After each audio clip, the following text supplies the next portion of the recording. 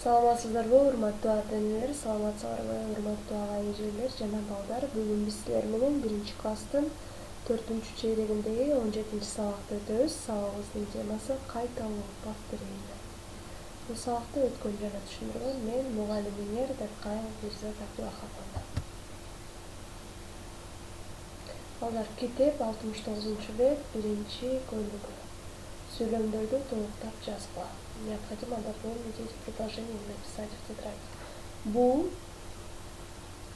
андан, жасалат. Мен жана борсок жакшы көрөм.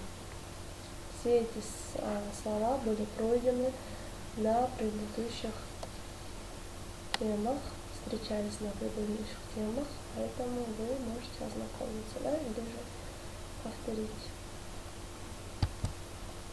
Экинчи көйнөгү кайсы таңгаар жок. Каких букв нет? Я скажу на русском, а вы должны сами найти, хорошо? Слова тоже не знаем. Ветеран, праздник и плод. Это фрукт.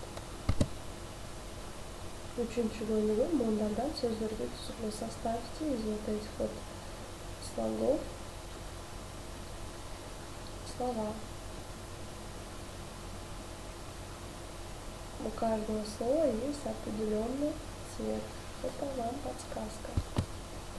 Следующий 69-бет, 1-көйнөгү, то, что вы написали, первый көйнөгү, необходимо вам выучить. Урматтуу ата-энелер, ага-эжелер жана балдар, көңүл бурганыңыздар үчүн чоң рахмат.